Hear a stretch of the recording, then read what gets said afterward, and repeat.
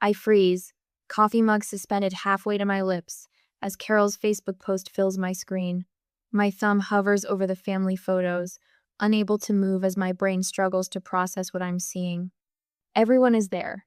Mom, Dad, Tyler, Brittany, and her family. Aunt Jean from Florida. Even cousin Mark, who rarely leaves his basement apartment. They're gathered around the fireplace at my parents' lake house, arms draped over shoulders, faces flushed with laughter and belonging. Everyone except me. I set my mug down before my trembling hand betrays me. The ceramic makes a hollow sound against the granite countertop, like an echo in an empty room. December Family Reunion 2024.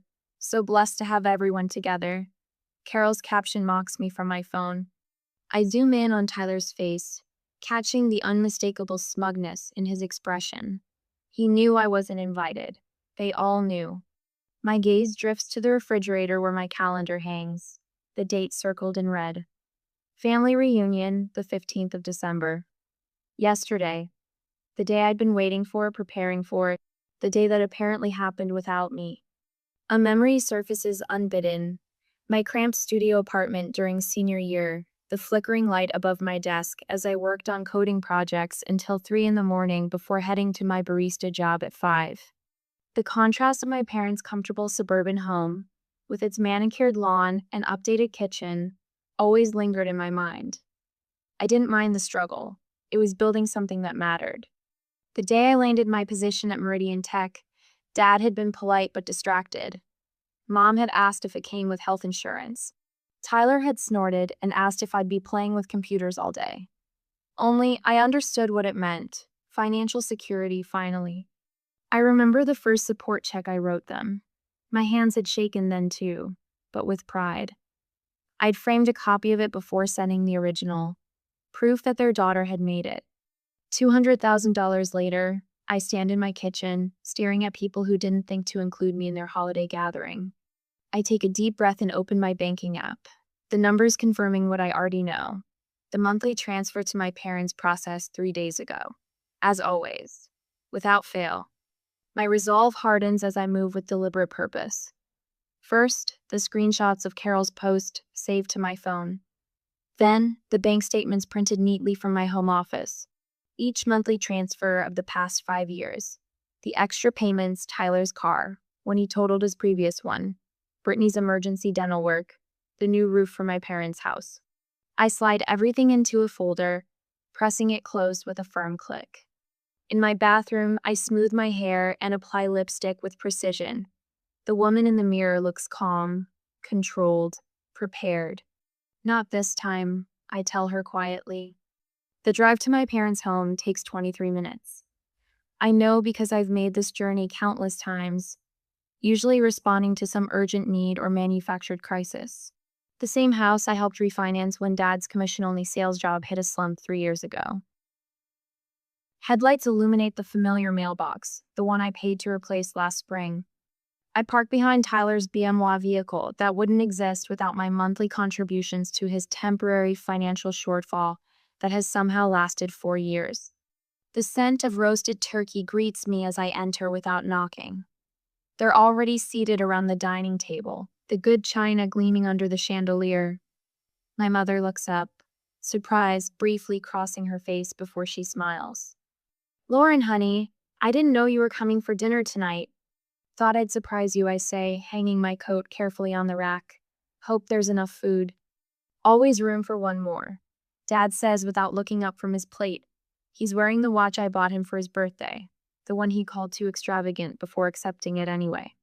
Tyler snickers into his wine glass. "Yeah, surprised to see you away from your computer on a weeknight. No emergencies at work?" "Not tonight," I reply, taking the empty seat next to Brittany, who immediately shifts slightly away. Mom serves me a generous portion of green bean casserole, my least favorite dish, despite mentioning it every holiday for the past decade.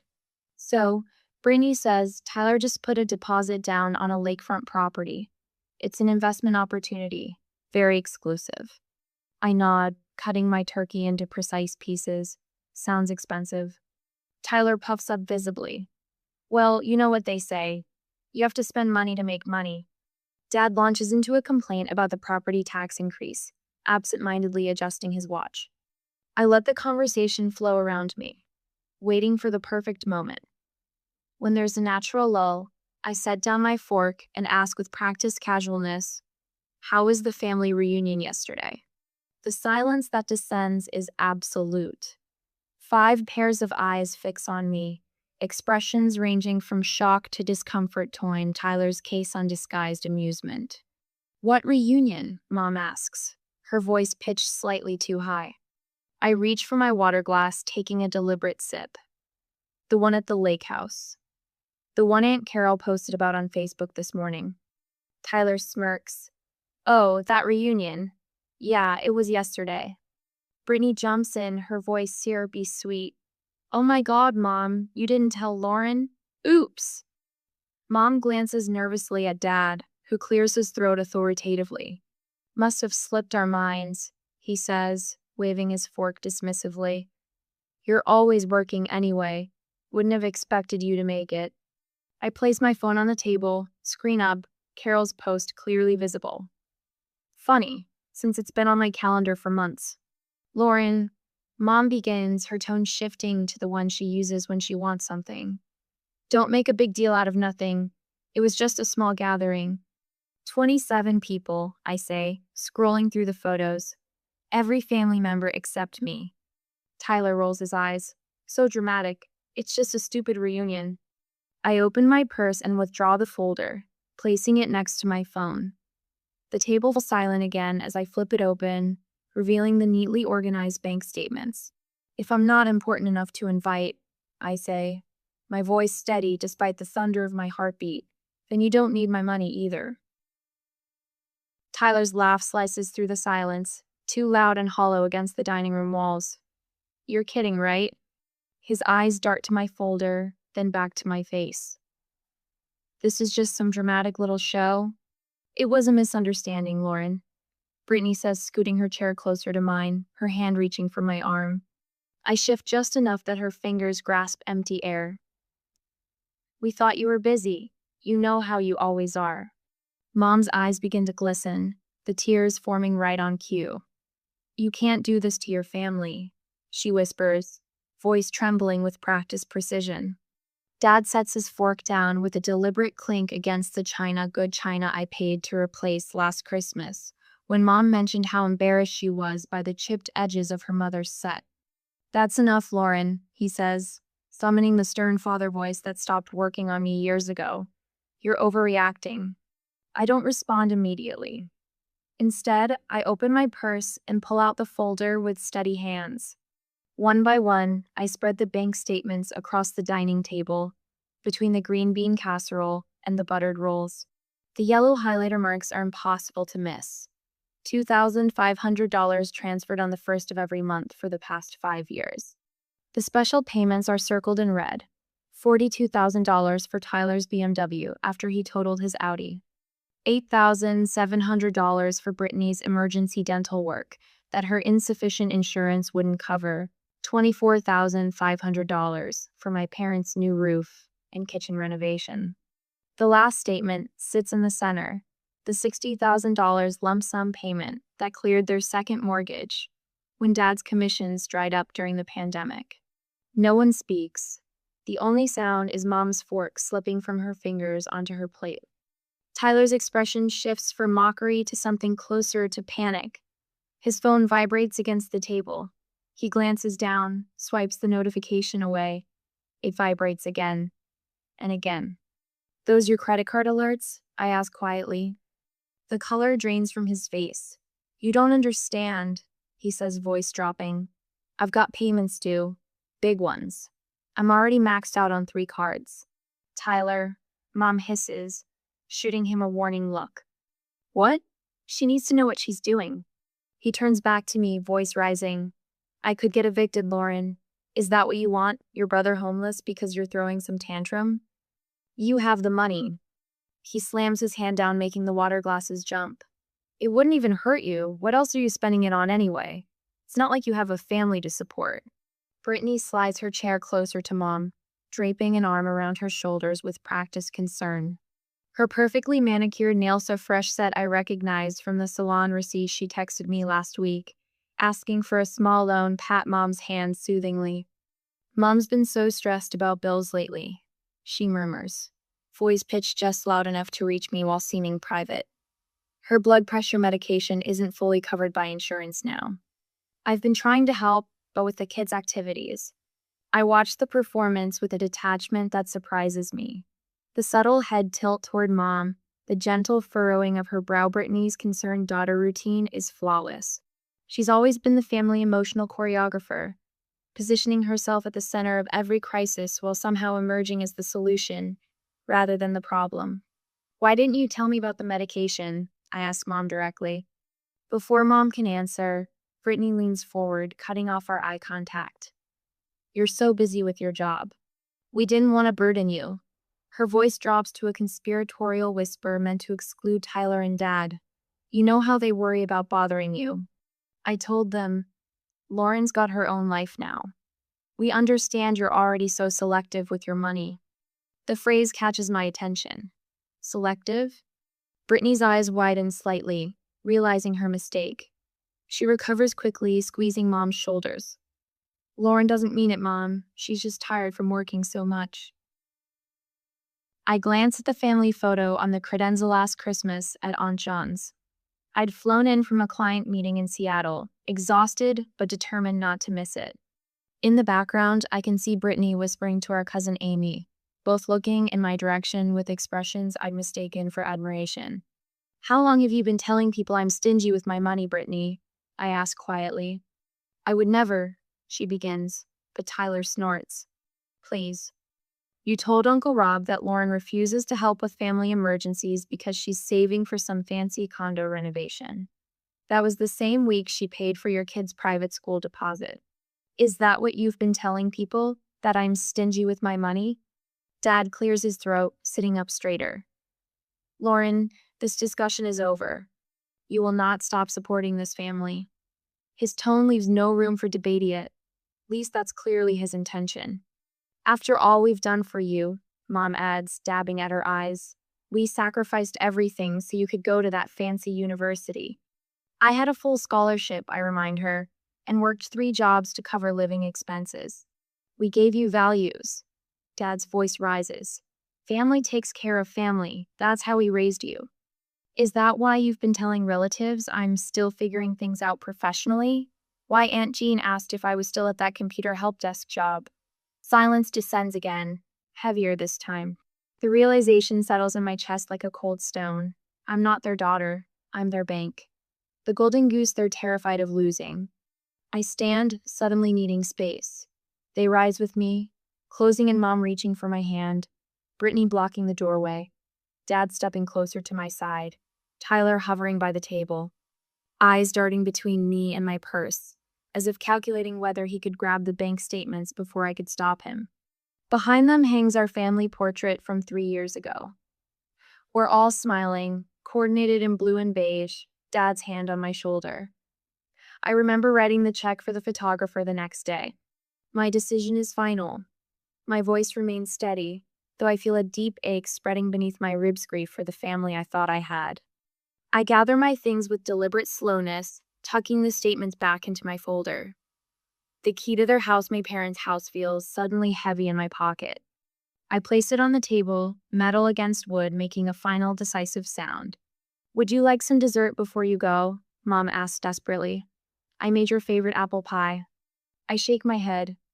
At the door, I pause, looking back at the home I've been helping pay for, at the people who excluded me from their lives while accepting my money. Something shifts inside me, not regret, but resolution. I'll always be your daughter, I tell them quietly, but I will no longer be your bank. I close the door behind me, the cool evening air washing over my heated face. For the first time in years, I drive away without a promise to fix something, without an invoice waiting in my inbox. It feels like breathing after years underwater. My phone vibrates against the kitchen counter for the 17th time this hour.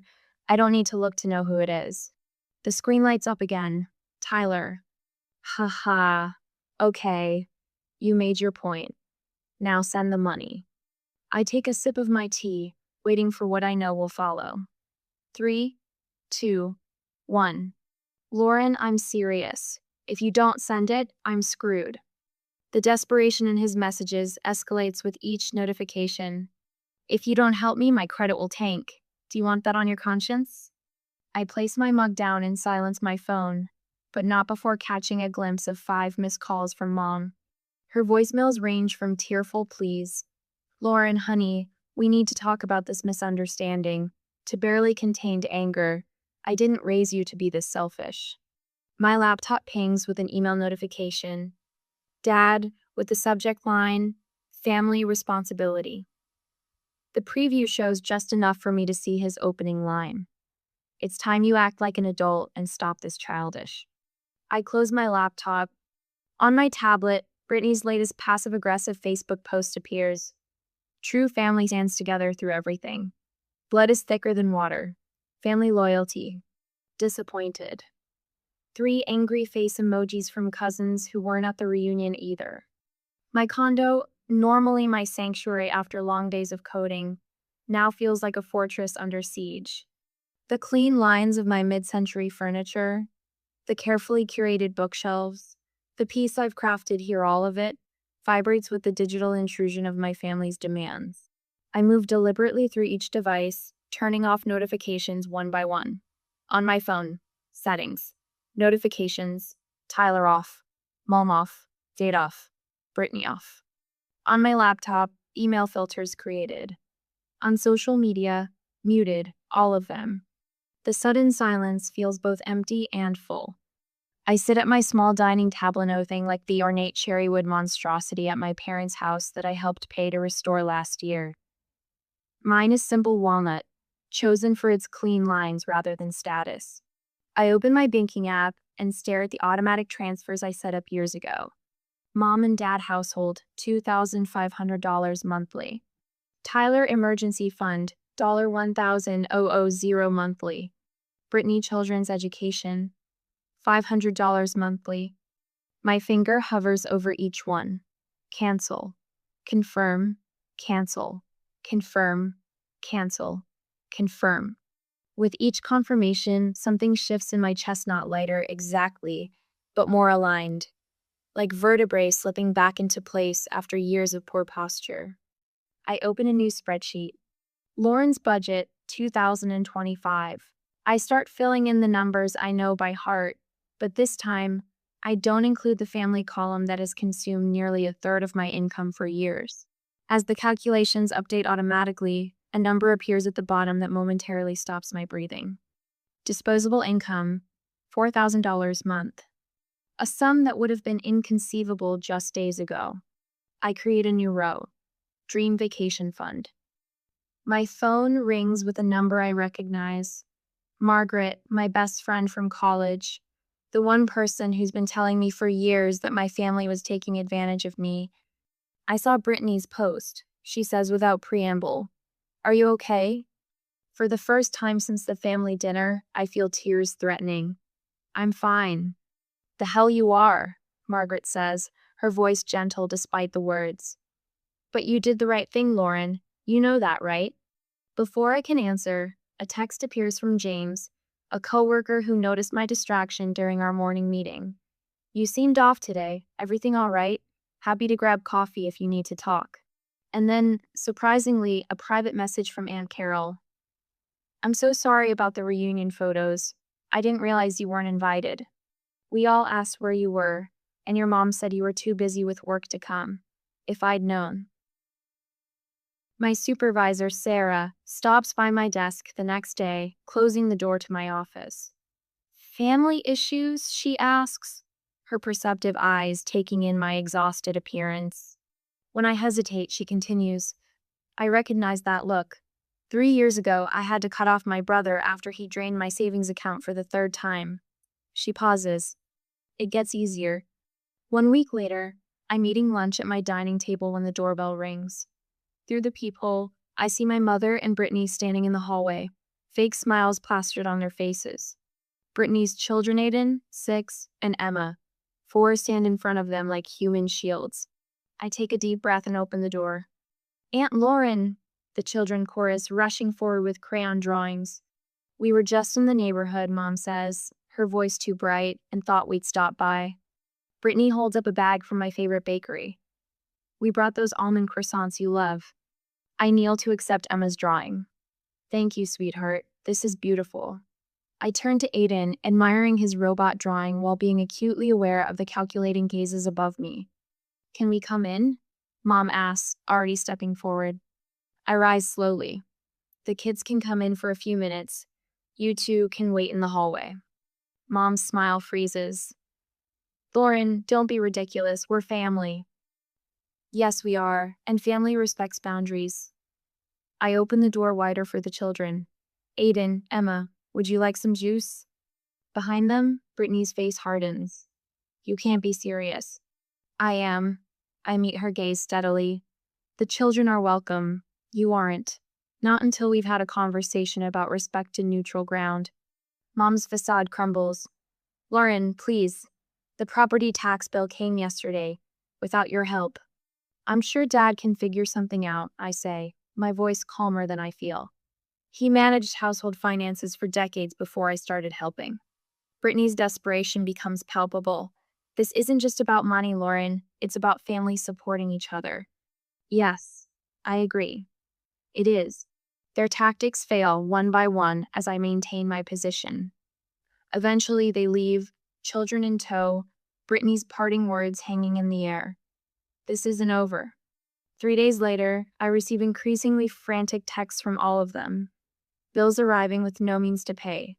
Tyler facing eviction and repossession simultaneously. My father returning to work part-time after 4 years of retirement. Family members are asking questions, wondering how Mom and Dad's lavish lifestyle has suddenly contracted. How Tyler's apparent wealth has evaporated overnight. How Brittany's endless shopping sprees have abruptly ceased. The financial reality they've hidden behind my support is collapsing around them. At 11:43 p.m., heavy pounding on my door jolts me awake. Through the peephole, I see Tyler unshaven, eyes wild, clothes wrinkled as if he's been wearing them for days. I know you're in there, Lauren. Open the door. I wrap my robe tightly around myself and open the door. Security chain still in place. What do you want, Tyler? He switches instantly to the charming smile that has gotten him out of trouble since childhood. Hey sis, sorry about the hour. Can I come in? I just want to talk. No, say what you need to say from there. His smile slips. Come on, don't be like that. I've been thinking about what happened, and you're right. I should be more appreciative. He leans closer to the crack in the door. I just need a little help. Just this once. Then I promise I'll get my act together. No, Tyler. His charm evaporates. You don't understand. I'll lose my apartment, my car, everything. Your financial problems are not my emergency, I say, surprised by the steadiness in my voice. His face contorts. You selfish bitch. You think you're so much better than us because you have a fancy job? Because you have money? You're nothing without this family. Nothing. The neighbors' doors are opening now, curious faces peering into the hallway. You're just a selfish brat, he shouts, all pretense abandoned. You think you're better than us because you have money? Newsflash, you're not. And when you finally fail, don't come crawling back, 'cause we won't care. I look at my brother, really look at him. The designer clothes I paid for, now rumpled. The entitlement etched into his features. The rage of a man who's never faced consequences for his actions. Good to know, Tyler. My voice doesn't waver. Now get off my property. I close the door firmly, turn the deadbolt, and slide down against it until I'm sitting on the floor, my knees pulled to my chest. My hands are shaking. My heart pounds against my ribs, but I don't open the door. My phone vibrates against the nightstand for the 5th time in 20 minutes. I don't need to look at the screen to know it's another family message. They've been arriving in waves, perfectly timed almost, as if they're coordinating their attacks. I finally reach for the phone, scrolling through the notifications. Mom, Lauren, you can't abandon your family like this. After everything we've done for you. Think about what people will say. Brittany, you're being ridiculous. Family is supposed to help each other. Mom is crying herself to sleep every night. Tyler's messages have evolved over the past week. First came the mockery. Dramatic much? Guess you showed us. Then the begging. I really need help with this month's car payment. Now, thinly veiled threats. You'll regret cutting us off when you need something. And you will need something. I set the phone down and take a deliberate sip of my morning coffee, savoring the bitter warmth. 3 separate cousins called yesterday, each with the same concerned tone, each supposedly just checking in after hearing some concerning things. Aunt Jean from Florida, who I see once every 5 years, suddenly feels compelled to text. Family stands by family, Lauren. I'm disappointed in you. My finger hovers over the power button on my phone. Instead, I open my laptop and type a quick email to Sarah in legal. Do you have time to discuss a personal matter that may have professional implications? I write, then press send before I can reconsider. 2 hours later, sitting across from Sarah in her office, I carefully place a folder on her desk. Inside are screenshots of every message, every voicemail transcript, and a log of all family contact attempts. I'm concerned this may escalate, I explain, keeping my voice steady. My brother has made comments suggesting he might contact clients or appear at the office. Sarah nods, reviewing the documents with a practiced eye. Smart to document everything, she says. Let's talk about a protection plan. By afternoon, I've scheduled installation of a security camera at my condo entrance, met with my bank to password protect all accounts, and drafted a clear, attorney-reviewed email to my family defining my boundaries. Effective immediately, I will not respond to communications that are demanding, threatening, or manipulative in nature. Any appearance at my workplace will result in immediate security involvement. This is not negotiable. I press send and exhale slowly, feeling both lighter and heavier simultaneously. I hear the whispers at the grocery store 3 days later. That's her, a former neighbor murmurs to her companion, the one who abandoned her family after making all that tech money. I select an apple, examining it with unnecessary focus while straining to hear their conversation. Richard says they sacrificed everything for her education, and now she's turned her back on them. The words drift over the produce section. I place the apple in my cart and straighten my shoulders, moving through the store with deliberate calm. Let them talk. I've made my decision. What surprises me most is my lack of desire to defend myself. The old Lauren would have rushed to explain, to justify, to make everyone understand. Now, I simply check out with my groceries and drive home. When my phone rings with an unknown number that evening, I almost ignore it. Something makes me answer. Is this Lauren Mitchell? Asks a stern male voice. Yes, speaking. This is American Credit Services calling about your brother Tyler Mitchell's overdue account. He's listed you as a guarantor on his loan. My hand tightens around the phone. I've never co-signed any loan for my brother. Well, he's provided your contact information as a payment reference on multiple accounts. He indicated you'd be covering his payments. The pieces click together, the calls from unknown numbers over the past year, the collection notices that sometimes appeared in my mail. I'm not responsible for any of my brother's debts. I state firmly, and I'd like to be removed from all his accounts immediately. After hanging up, I open my laptop and pull up my financial management software. The neat columns of numbers tell a new story now. Without the $2,500 monthly transfer to my parents and the emergency expenses for Tyler and Brittany, my financial picture has transformed. I schedule an appointment with a financial advisor for next week. Then, after a moment's hesitation, I click on a travel site I've had bookmarked for years but never seriously considered. 2-bedroom villa on the Amalfi Coast. 7 nights. My finger hovers over the Book Now button. I've always wanted to see Italy. Always put it off because something more important needed my money. I click. The confirmation page appears, and an unfamiliar feeling washes over me. Freedom. The call comes at 11:47 p.m. 3 weeks later. My mother's name flashes on the screen. I answer, hearing her labored breathing. Lauren, she gasps. I think I'm having a heart attack. Your father isn't home. I need you to come right away. My heart pounds, but my mind remains clear. I'm calling an ambulance for you right now, I say, already dialing 911 on my other phone.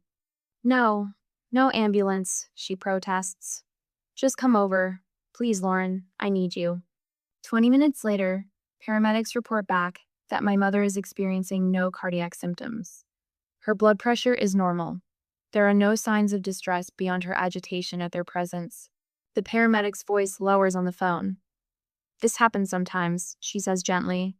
People use medical emergencies to regain contact. I thank her and end the call, just as a voicemail notification appears. It's from my father.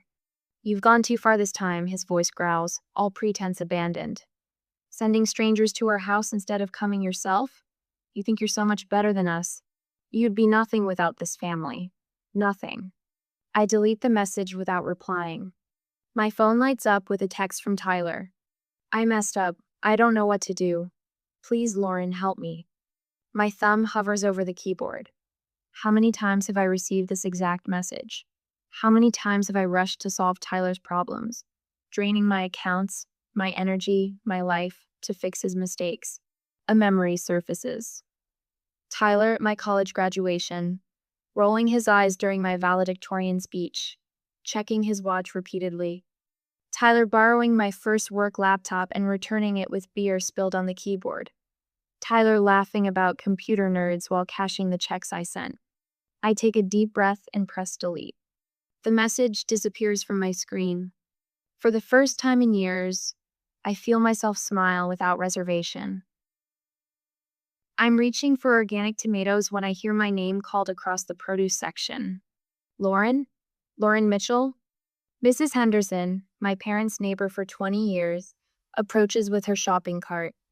Her silver bob catches the fluorescent light as she moves toward me, with surprising speed for a woman in her 70s. It's been months since I've seen you, she says, resting a hand on my forearm. Her touch is light, but her gaze is heavy with something I can't quite place.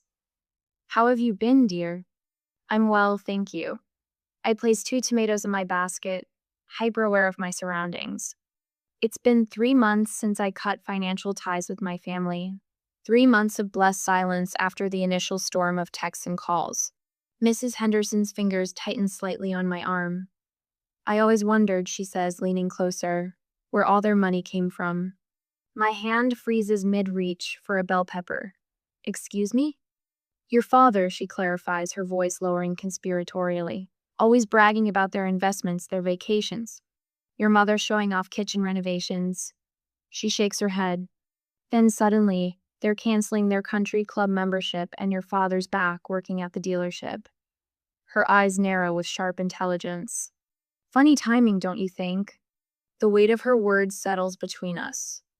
My parents' carefully constructed facade of success, built on my financial support, now crumbling publicly without it. I should feel vindicated. Instead, a complicated ache spreads through my chest. Tyler's blaming your parents now.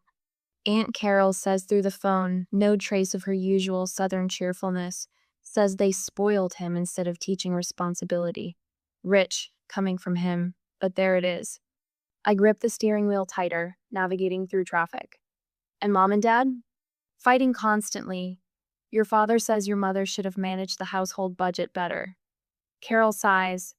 Everyone's looking for someone to blame now that you're not around to fix everything. The truth reverberates. Without me as their scapegoat and ATM, the family system is collapsing under its own dysfunction. Cousin Emma asked for your number, Carol adds. Said she always thought you got a raw deal. Others are starting to say the same. At work the next day, Sarah calls me into her office. Lauren, you've exceeded every metric we've set. She slides a folder across her desk with a promotion letter and substantial salary increase. Whatever changes you've made in your personal life, they're working for you professionally. My phone buzzes with a text. Jim, Brittany's husband. Need to talk, it's important. Before I can respond, commotion erupts in the hallway. A familiar voice cuts through the office chatter. Where is she, Lauren? I know you're here. Tyler. My stomach tightens as I step out of Sarah's office to see my brother, disheveled and wild-eyed, being blocked by our receptionist. "Sir, you need to leave or I'm calling security," she warns. "Lauren," Tyler spots me.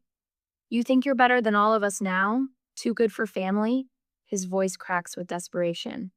"Mom's crying every day because of you." Colleagues pause, watching the scene unfold. I feel their eyes but stand perfectly still, refusing to match his chaos with mine.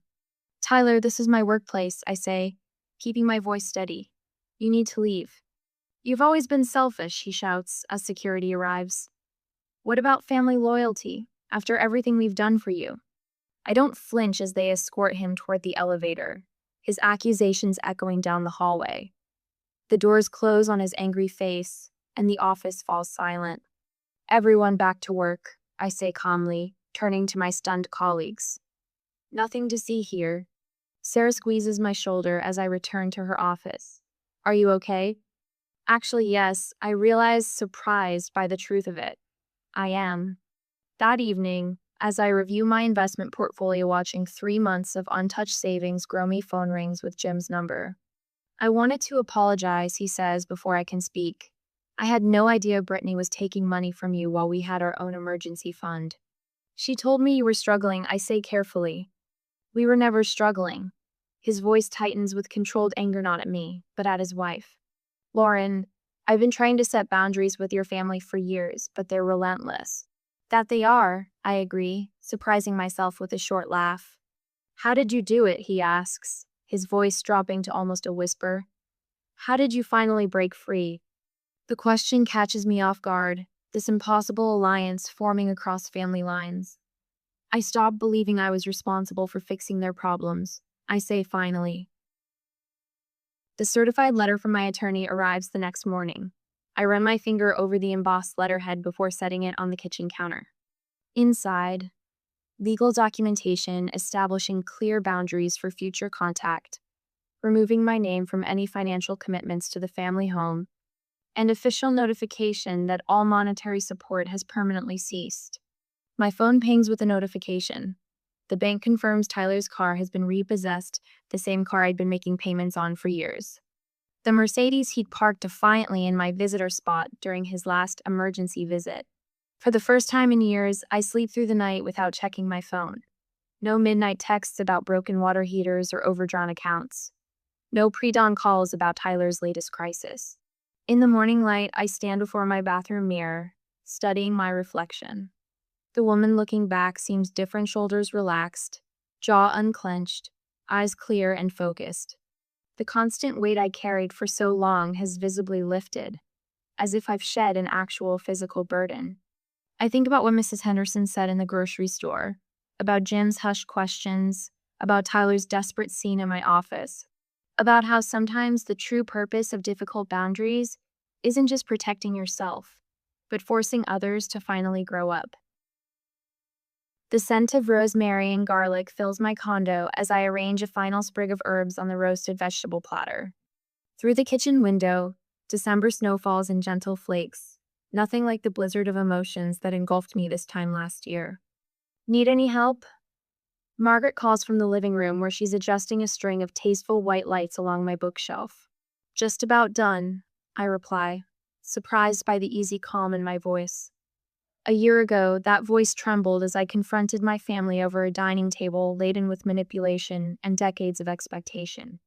I glance at the new photos adorning my wall, shaking at Starved Rock with James and his wife, Sarah, and I at the company retreat, a group shot from the financial literacy workshop I now lead monthly.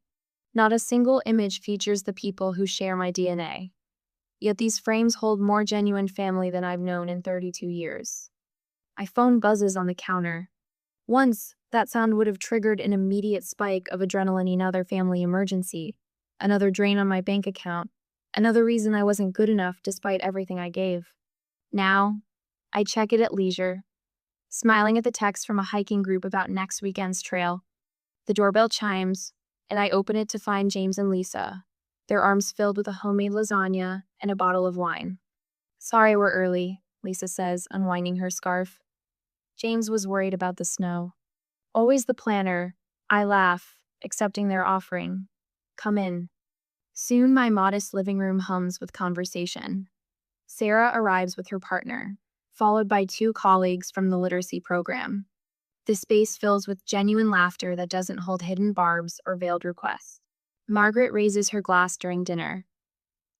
To Lauren, she says, her eyes holding mine with fierce pride, "Who taught me what courage really looks like?"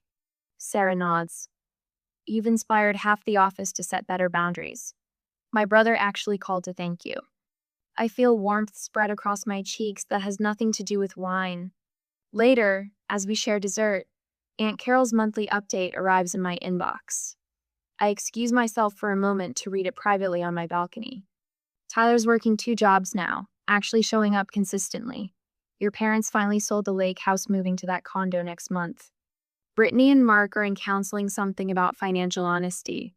Everyone's changing, Lauren. Slowly, painfully, but changing." Cold air fills my lungs as I absorb this. Without me as their safety net, they're finally learning to stand. The knowledge brings complexity, satisfaction tinged with grief for all the years wasted in our dance of enablement. Back inside, I catch sight of a small photo on my bookshelf, younger me, graduation day, eyes bright with hope before years of familial extraction dimmed them. Beside it sits my journal, tracking the emotional terrain I've navigated this year, and my latest bank statement with its healthy balance and absence of outgoing support payments. My therapist's words echo, "Boundaries aren't walls, they're bridges to healthier relationships if others choose to cross them respectfully." Later that week, I sit with Zoe, a 24-year-old participant in my financial literacy program. Something in her hesitant questions about family obligations reminds me of myself a decade ago. "My mom says it's my responsibility since I got the good job," she whispers. I reach into my bag and hand her my copy of Financial Boundaries, the book that helped rebuild my self-worth after years of erosion. "Your success doesn't make you responsible for others' choices," I tell her. "Helping is wonderful. Being exploited isn't." The recognition in her eyes tells me the cycle might break here. When the invitation to next year's family reunion arrives in the mail, I don't immediately toss it. Instead, I consider it thoughtfully before writing my conditions for attendance on crisp stationery. My father's voice sounds older when he calls to discuss it. "Lauren," he begins, then pauses. "We didn't see what we were doing to you. I'm sorry." The apology is imperfect, halting, but the first genuine words we've exchanged in years. "I'll consider coming, Dad," I say finally. But this time, it's on my terms. That evening, I stand on my balcony watching twilight embrace the city. Wind chimneys, a housewarming gift from Margaret, sing softly in the breeze. I close the family album I finally found courage to revisit, running my fingers over its worn cover. Sometimes I whisper to the fading light, "The most loving thing you can do for family is to stop protecting them from the consequences of their actions."